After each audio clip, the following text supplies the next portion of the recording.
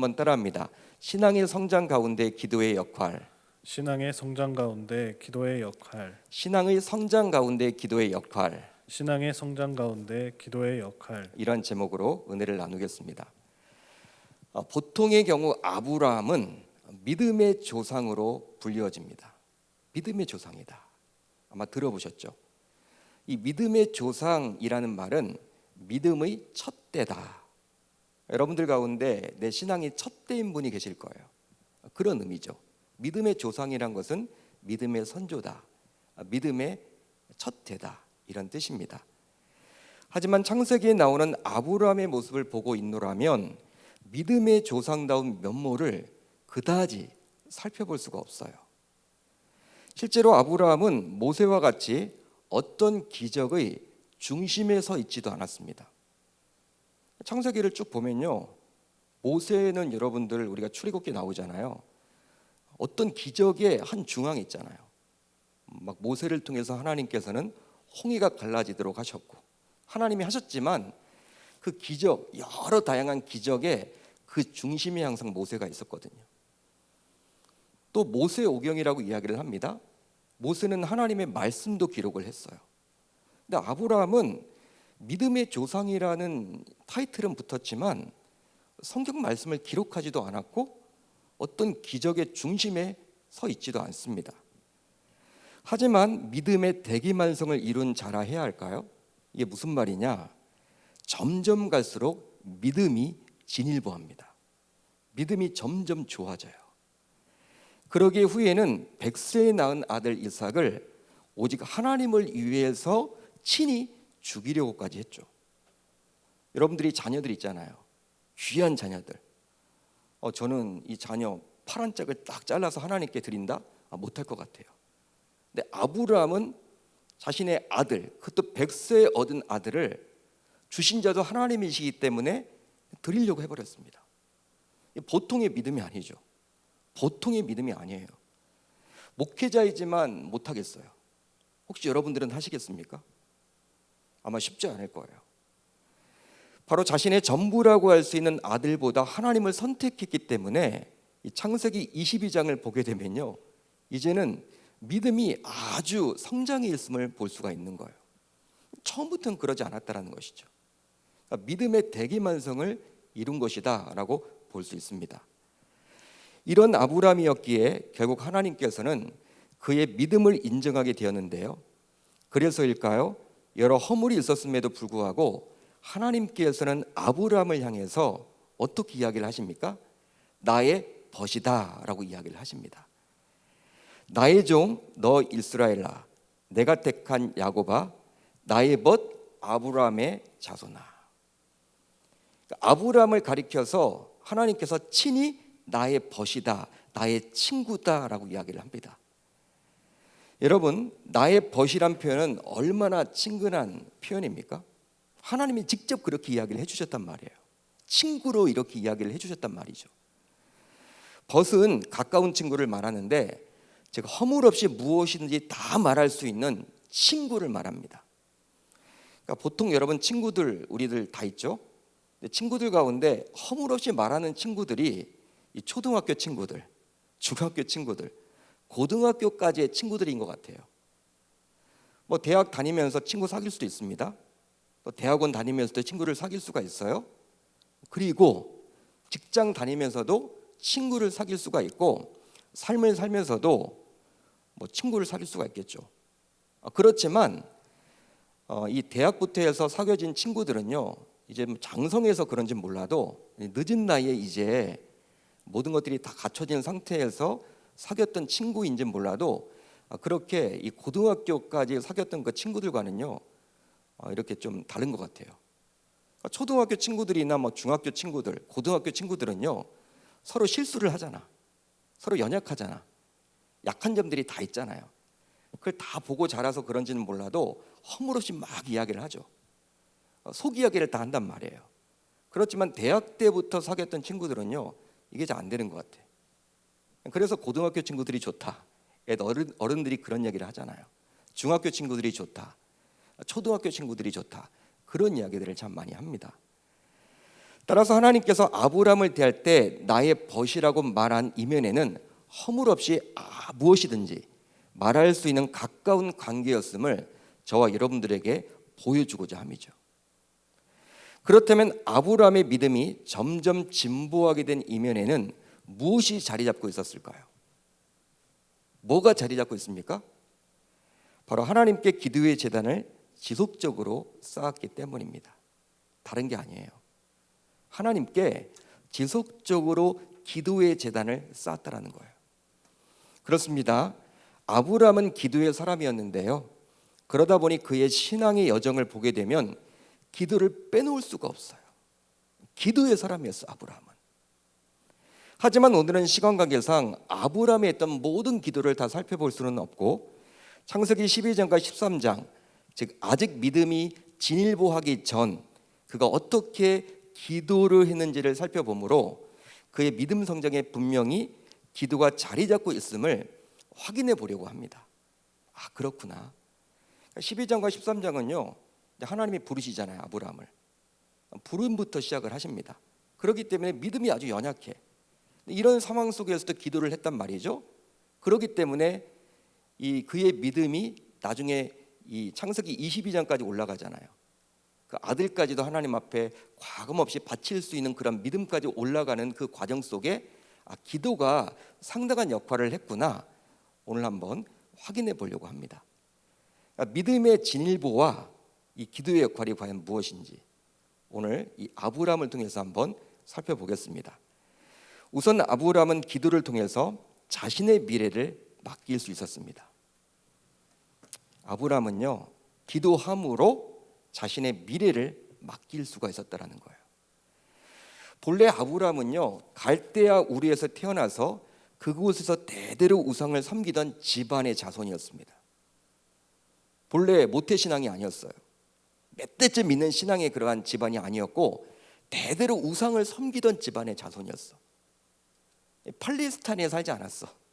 갈대아 우르라는 곳에 살았습니다. 이방 문화죠. 그곳에서 살았다가 아버지였던 데라의 주도로 아브라함과 그의 아내 사라 그리고 어린 조카 롯과 함께 가나안으로 떠나게 되었습니다. 그런 내용이 11장에 나와 있죠. 11장 뒷부분을 보면 그렇게 나와 있어요. 물론 무슨 이유 때문이었는지는 성경이 말하고 있지 않지만 아마도 하나님의 특별한 계획이 있지 않았을까 우리가 생각해 볼 수 있죠. 하나님이 아무튼 이 아버지 데라, 이 아브라함의 아버지였던 데라의 주도로 아브라함과 이 아브라함의 조카였던 롯과 아브라함의 아내였던 사라와 함께 같이 가나안으로 가게 되었습니다. 가나안으로 출발을 했어요. 그런데 데라가 이끌었던 가족들은 가나안 땅으로 가다가 중간 기착지였던 하란에 머물고 말아요. 그 내용이 바로 11장에 나오죠. 그런데 그곳에서 데라는 205세의 나이에 죽어버렸습니다. 죽게 되었어요. 가나안을 들어가지도 못했어. 목적지는 가나안 땅이었는데 가나안에 가다가 아버지가 죽게 된 거예요. 주도했던 그 여정을 주도했던 가장이 죽게 된 것이죠. 결국 가나안 이주를 결정했던 가장이 사망하게 되자 아브라함과 그의 아내 그리고 그의 조카 롯은 하란이라는 곳에서 계속 머물게 되었어요. 왜 계속 머물렀냐면 아버지가 그 땅에서 죽었단 말이에요. 그러니까 그 땅에 장사를 지냈겠죠. 묘가 있습니다. 그렇기 때문에 어떤 의미에서는 그곳이 제2의 고향이 된 거예요. 그리고 또 한편 이 하란이라는 곳은 갈대아 우르와 같은 문화권이었습니다. 종교도 같았어요. 그러니까 갈대아 우르에서 태어나서 우상을 섬겼단 말이에요.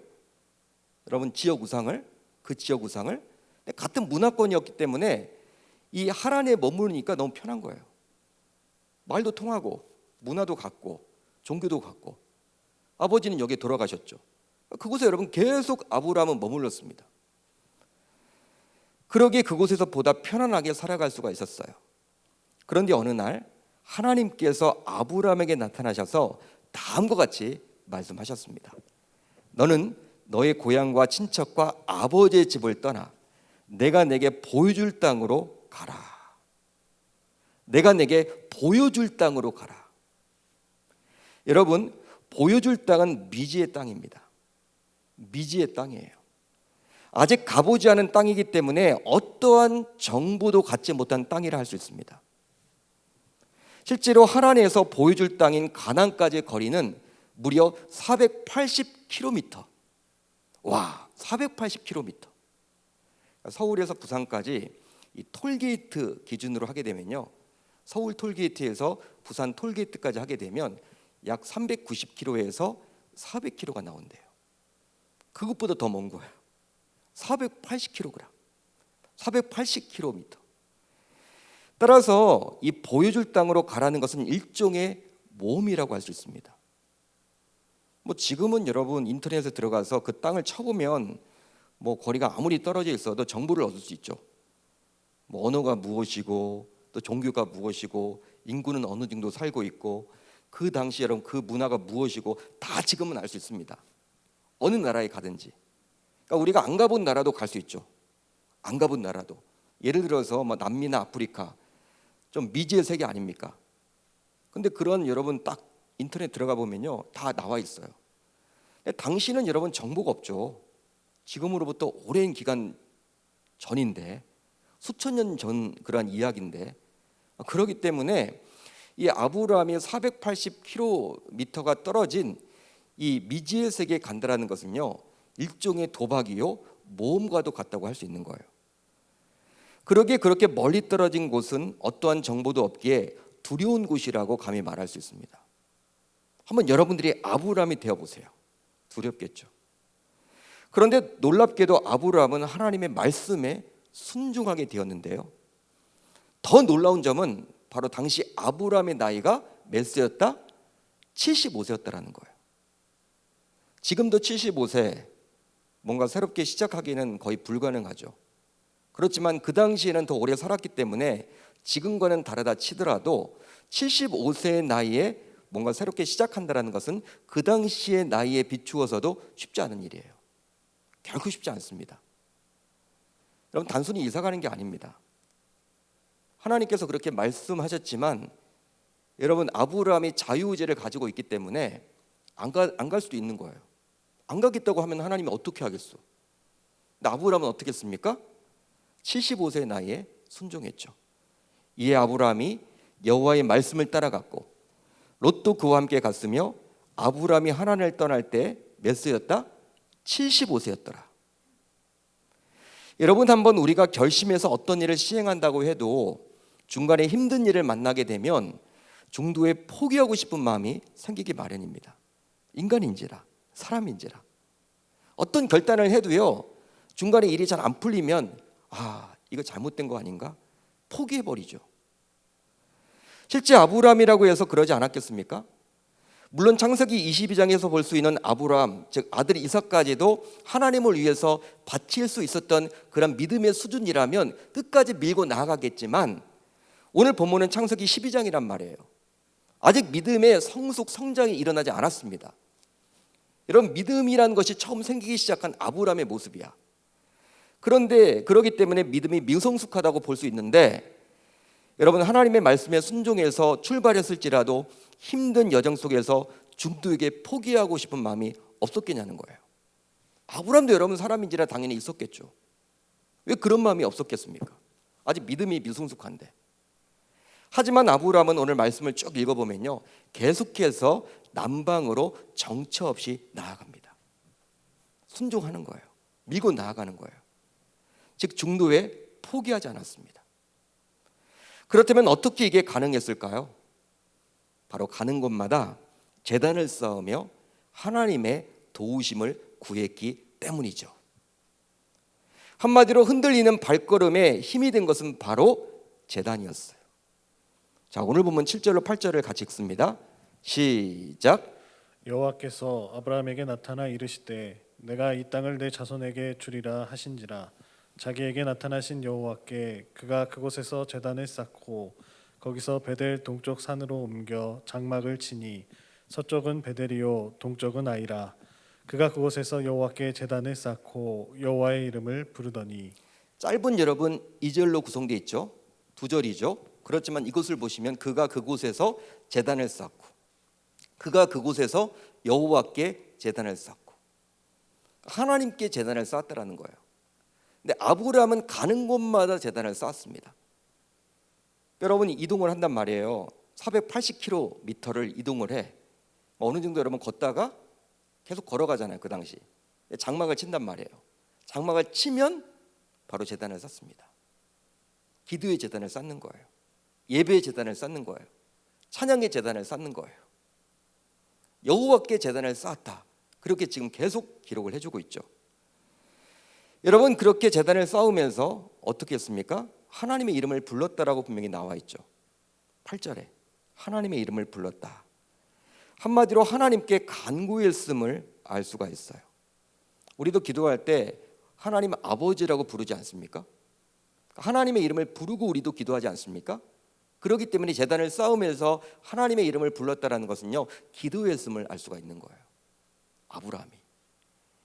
그렇다면 당시 아브라함은 하나님께 무엇을 기도했을까요? 뭘 기도했을까요? 여러분 장막을 여러분 치고 나서 기도를 했는데, 기도의 제단을 쌓았는데 뭘 기도했을까요? 바로 자신의 미래를 맡기는 기도를 했겠죠. 자신의 미래를 맡기는 거예요. 즉 자신의 미래를 책임져 주시도록 간구했을 것입니다. 왜? 불안하니까, 두려우니까. 여러분 중간중간에 뭐 강도를 만날 수도 있고, 강도 때를 자신과 가족과 이 가축들을 데리고 가는데, 이 아브라함이 여러분 주도해서 간단 말이에요. 중간중간에 강도를 만난다 칩시다. 생명의 위협을 느낄 수도 있는 거예요. 강도 때뿐만 아니라 여러분 여러 가지 위험을 당할 수도 있을 거 아닙니까? 뭐 사나운 짐승을 만난다든지.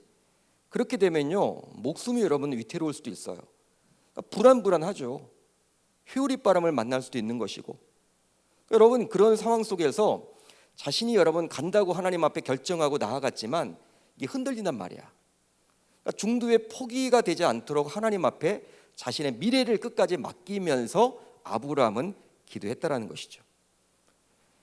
여러분 우리도 인생을 살고 있지만 미래를 정확히 내다보고 살아갈 수는 없습니다. 당시 아브라함처럼 저와 여러분들도 마찬가지예요. 미래를 모두 다 내다보고 삶을 살아가는 사람은 아무도 없어요.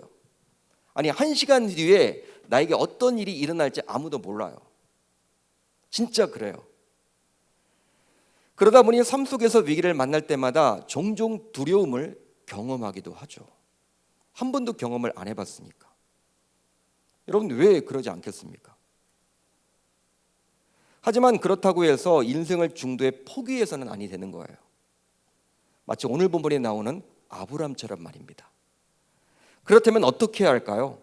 바로 오늘 본문에 나오는 아브라함처럼 우리도 삶의 여정 속에서 하나님께 기도의 제단을 쌓아야만 할 줄로 믿습니다. 그것도 한두 번 하는 것이 아니라 아브라함처럼 자주 말이죠. 가는 곳마다 제단을 쌓았어. 기도의 제단.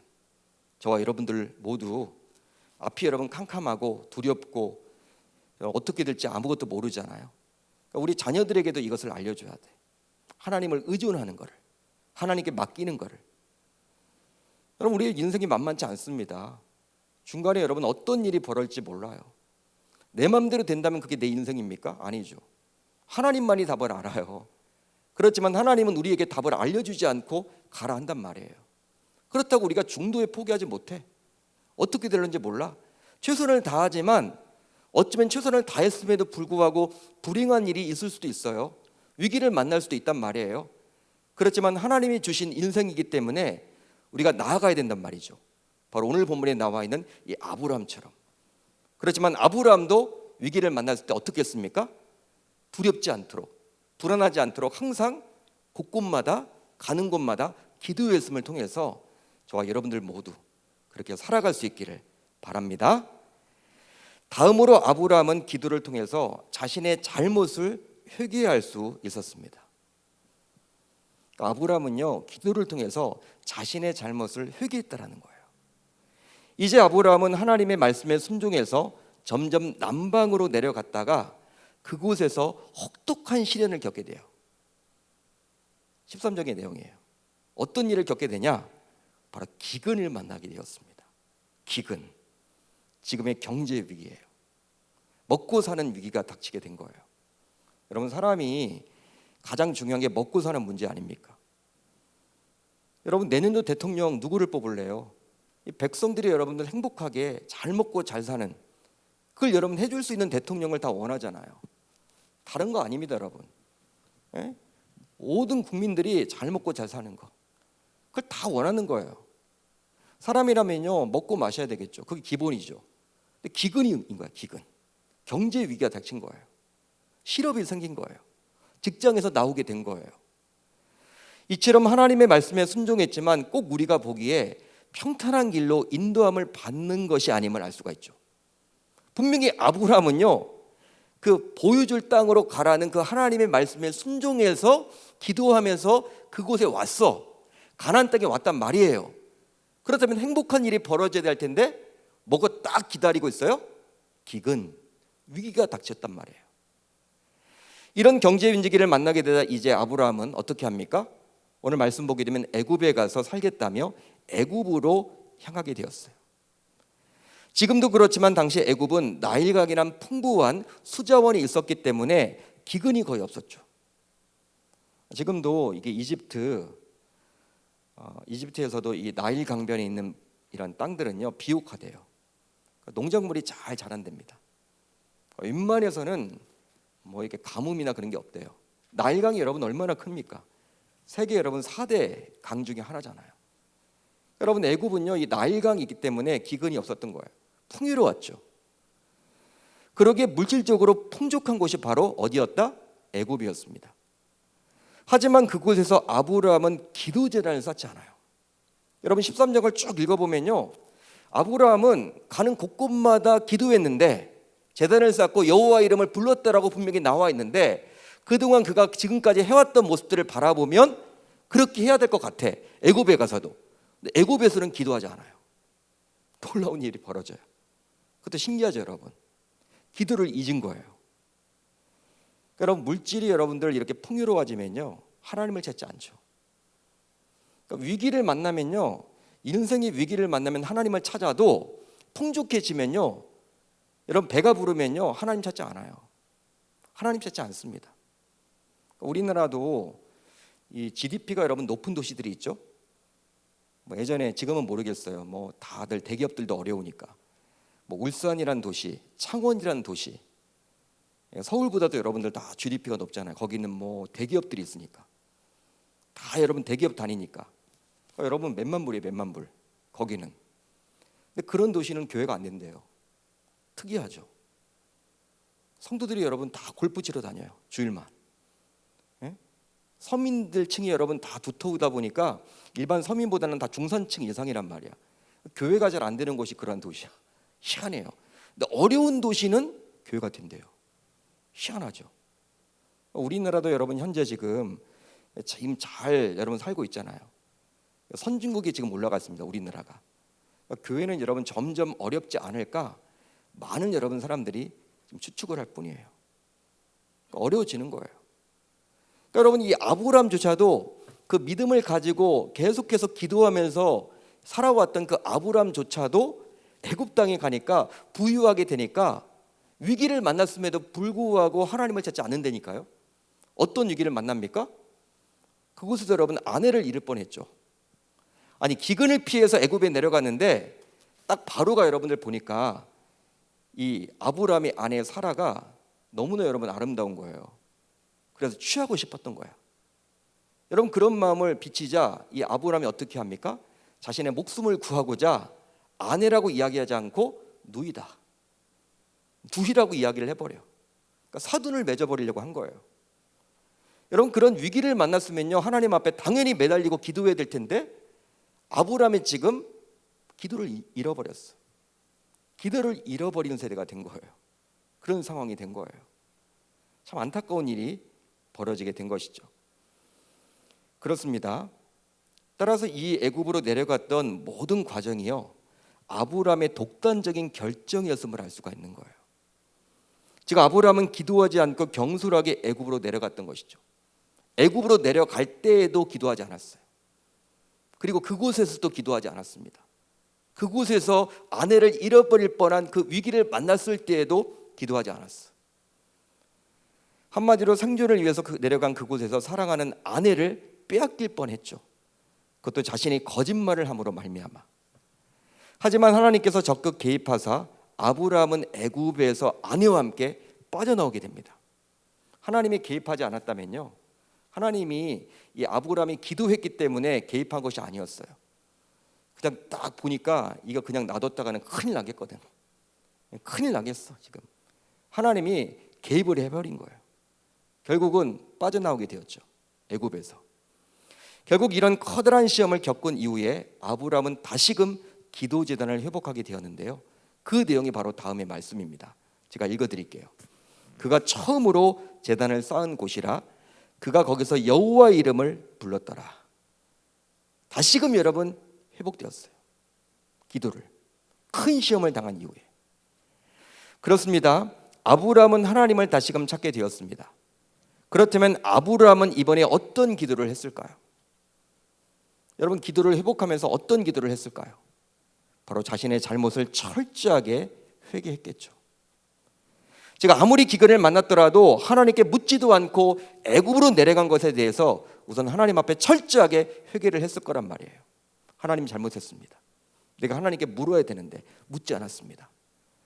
또 그곳에 머물면서 기도 제단을 쌓지 않은 것에 대해서도 철저하게 회개했을 것입니다. 하나님, 이번에도 잘못했습니다. 항상 내가 가는 곳마다 장막을 치고 난 다음에는 기도했는데 그렇게 하지 않았군요. 철저하게 회개했을 거예요. 또 있습니다. 그곳에서 자신의 목숨 때문에 아내를 누이라고 속인, 즉 거짓말을 했음에 대해서 또 하나님 앞에 철저하게 회개했겠죠. 한마디로 아브라함은 하나님께 자신의 죄를 철저하게 회개하는 시간을 가졌을 거예요. 그곳에서. 이처럼 기도는 뭔가를 구하는 목적도 분명히 있지만 바로 자신의 잘못을 철저하게 반성하고 회개하는 역할도 있다는 사실이에요. 여러분, 죄는요 무엇이냐면 하나님으로부터 멀어지는 거예요. 죄가 여러분 다른 게 아닙니다. 죄의 정의를 딱 내려보면요, 하나님으로부터 멀어지는 게 죄예요. 죄는 여러분 살인죄, 간음죄, 도둑질하는 죄, 거짓말하는 죄, 그건 여러분 드러나는 거죠. 행위로 드러나는 것이고, 죄의 여러분 근본을 파고들면 하나님으로부터 멀어지는 것이 바로 죄라는 거예요. 아브라함이 하나님으로부터 멀어졌다니까요. 이 애굽에 내려가더니 하나님을 찾지를 않아요. 그렇게 하나님과 가까이 지냈던 이 아브라함이 하나님을 찾지 않았어. 아, 내가 하나님으로부터 멀어졌구나. 아, 내가 죄를 지었구나. 하나님으로부터 큰 죄를 지었구나. 그걸 깨닫고 철저하게 이제 회개하는 것이죠. 실제로 우리도 인생을 살면서 하나님께 잘못할 때가 분명히 있습니다. 저도 마찬가지고 여러분들도 마찬가지죠. 즉 하나님이 원하지 않는 방식으로 우리가 살아갈 때가 있곤 해요. 그럴 때 오늘 본문에서 만나볼 수 있는 이 아브라함처럼 저와 여러분들도 기도의 제단을 쌓아서 하나님께 회개해야 할 줄로 믿습니다. 마지막으로 아브라함은 기도를 통해서 위기 속에서 희망을 바라볼 수 있었습니다. 위기 가운데서도 희망을 바라봤다는 거예요. 계속 여러분 이야기를 해드리면 이제 어느 순간 아브라함과 조카 롯의 가축들이 많아지게 되었어요. 부유하게 된 거예요. 그러면서 그들은 목초지 때문에 불화가 생기게 되었어요. 아브라함의 가축을 돌보았던 목자들과 롯의 가축들을 돌봤던 목자들이 서로 다투게 된 거야. 가족인데. 여러분, 그러다 보니까 어떻게 합니까? 아브라함은 조카 롯에게 이제 자신에게서 떠나라고 이야기를 합니다. 떠나라. 헤어지자. 그러자 조카 롯은 지금까지 자신을 돌봐줬던 삼촌에 대한 은혜를 망각한 채 보기에 좋은 땅을 선택해서 떠나버려요. 아니, 상식적으로 이야기를 해보면 예의가 있는 조카라면 아무리 삼촌이 떠나라고 해도 자신을 지금까지 키워주고 입혀주고 여러분 자신이 있는 그 가축들도 다 삼촌이 준 거 아닙니까? 삼촌 덕분에 자기가 지금 부자가 되는데, 여러분 정상적인 생각을 가지고 있는 예의가 바른 조카라면요 그렇게 하지 않죠. 떠나라고 해도 아우 제가 어떻게 떠납니까? 같이 있어야 되죠. 제가 양보하겠습니다. 제가 우리 목자들한테 잘 이야기를 해놓겠습니다. 그렇게 이야기를 하거나 떠나더라도 삼촌이 먼저 좋은 땅을 선택하세요. 그렇게 이야기를 하는 게 여러분 올바르겠죠. 근데 마치 여러분 이 조카 롯은요, 이 삼촌이 그런 이야기를 하기를 기다렸는 것 같아. 기다렸듯이 그냥 여러분 좋은 땅을 선택해서 뒤도 돌아보지도 않고 그냥 떠나버려요. 삼촌의 말을 기다렸다는 식으로 아브라함이 말을 하자마자 롯은 물이 넉넉한 요단 온 지역을 택해서 떠나버렸습니다. 결국 아브라함에게 남겨진 땅은 별 볼 일 없는 땅으로서 찌꺼기와 같은 땅이었어요. 찌꺼기와 같은 땅이다. 우리가 여러분 뷔페 같은 데 갔는데 끝물이야, 끝물. 어떤 결혼식 뷔페에 갔어. 근데 여러분 먹을 게 없는 거야. 뭐 먹을 게 없는 거예요, 여러분. 그런 거 여러분 경험해 보셨어요? 별로 기분이 안 좋죠. 분명히 먹으러 갔는데, 돈을 내고 갔는데, 뷔페에 갔는데 먹을 게 별로 없다. 여러분 뭐 좀 컴플레인을 하면 가져다 줘야 될 텐데 다 떨어졌다, 이런 이야기 하면요 좀 황당하기도 하고 기분이 나쁘죠. 여러분 좋은 땅을 지금 롯이 다 가지고 가버렸어. 남아있는 땅은요 찌꺼기와 같은 땅이야. 목초지도 별로 없어. 황당하겠죠, 여러분. 하지만 여호와 하나님께서 아브라함에게 찾아오셔서 이제 다음과 같이 말씀을 해줍니다. 좀 길지만 한번 같이 읽어봅니다. 시작. 여호와께서 아브라함에게 이르시되 너는 눈을 들어 너 있는 곳에서 북쪽과 남쪽 그리고 동쪽과 서쪽을 바라보라. 보이는 땅을 내가 너와 내 자손에게 주리니 영원히 이르리라. 내가 내 자손이 땅에 티끌 같게 하리니 사람이 땅에 티끌을 능히 셀 수 있을진데 내 자손도 세리라. 너는 일어나 그 땅을 종과 횡으로 두루 다녀보라. 내가 그것을 내게 주리라. 여러분 말씀 보시면요, 하나님께서는 롯이 버린 찌꺼기와 같은 땅이었지만 그 땅을 통해서 큰 민족을 일으키겠다라고 약속을 해줍니다. 찌꺼기와 같은 땅이지만 그 땅에서도 큰 민족을 일으키겠다라고 지금 약속을 해주고 있다는 거예요.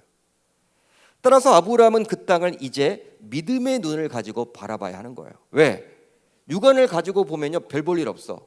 그렇지만 하나님께서 그곳에서 역사하심으로 그 찌꺼기 땅에서도 큰 민족을 일으키셔서 축복해 주신다고 약속을 했기 때문에 이제 그 땅을 육안이 아니라 영안을 가지고 바라볼 수 있는 그 믿음이 있어야 되는 것이죠. 여러분 그 믿음의 눈을 가지고 보게 되면 그 땅은 분명히 축복된 땅이에요. 하나님이 그렇게 해주신다고 약속하셨기 때문에. 결국 이런 하나님의 약속을 들은 이후에 아브라함은 기도의 제단을 쌓게 되었는데요, 창세기 13장 18절입니다. 제가 읽어드릴게요. 이에 아브라함이 장막을 옮겨 헤브론에 있는 마므레 성술이 수풀에 이르러 거주하며 거기서 여호와를 위하여 제단을 쌓았더라. 할렐루야, 할렐루야. 여러분 그렇다면 아브라함은 이번엔 어떤 기도를 했을까요? 바로 기도함으로 하나님께서 보여주신 희망을 확신하게 된 것입니다. 하나님이 분명히 찌꺼기 같은 땅을 축복해 주신다고 약속해 주셨는데 그걸 믿음으로 받았어요? 그렇지만 여러분이 그것이 계속 갑니까? 계속 가지 않죠. 분명히 하나님은 해주신다고 했지만 시간이 흘러가면요 또 그게 여러분들 또 믿음이 사라질 수도 있잖아. 희미해질 수도 있잖아요. 불안해질 수도 있잖아요. 의심이 갈 수도 있잖아요. 그렇기 때문에 기도를 통해서 어떻게 했다? 이제 확신을 갖게 되는 거예요. 그래, 하나님이 나한테 주신다고 했지. 주신다고 했어. 희망을 지금 확인받는 거예요. 실제로 사람은 희망이 없으면요 삶을 살아간 힘이 없게 되죠. 그러기에 희망만큼 중요한 것은 없습니다. 예를 들어볼까요? 아무리 부부가 가난하게 살더라도 자녀가 공부를 잘하면요 그 자녀가 바로 그 부부에게는 희망인 거예요. 여러분 몸은 고되도 힘들어도 그 자녀 바라보면서 하루하루 이겨낼 수가 있는 거예요. 그만큼 희망이 중요해요. 희망이. 하지만 당시 아브라함은 그동안 아들처럼 키워온 조카 롯이 자신의 곁을 떠나버렸고 자신의 가축을 위해서는 이제 찌꺼기와 같은 목초지만 남았기에 아무런 소망이 없다라고 볼 수 있거든요. 그러기에 얼마나 인생이 비참했겠습니까? 하지만 우리 하나님께서 축복을 분명히 약속해 주셨는데 기도를 하게 됨으로 그 희망을 확인받게 된 거예요. 할렐루야, 할렐루야. 따라서 하나님께 기도함으로 우리는 하나님을 통해서 위기 속에서도 희망을 바라볼 수 있게 되는 것이죠. 그러기에 우리들 모두 위기를 만났더라도 기도함으로 그 위기 가운데서도 일하시는 여호와 하나님을 통해 희망을 바라볼 수 있어야 할 줄로 믿습니다. 믿습니다. 그렇습니다. 이처럼 신자에게 있어서 기도는 다양한 역할을 감당하죠. 오늘 12장과 13장을 보면요, 기도의 여정이에요. 아브라함이 기도를 하는데 기도가 여러분 다 특색이 있어요. 역할이 달랐죠. 바로 아브라함을 통해서 기도가 과연 어떤 역할을 하는지를 알게 되었죠. 무엇입니까? 기도의 제단을 쌓음으로 아브라함처럼 자신의 미래를 맡길 수 있어야 하는 것이고, 또 자신의 잘못을 회개할 수 있어야 하는 것이고, 위기 속에서도 희망을 바라볼 수 있어야 한다는 거예요. 이것은 바로 오늘날을 살아가는 저와 여러분들에게도 동일하게 주시는 하나님의 메시지입니다. 기도의 역할은 이만큼 다양한 거예요.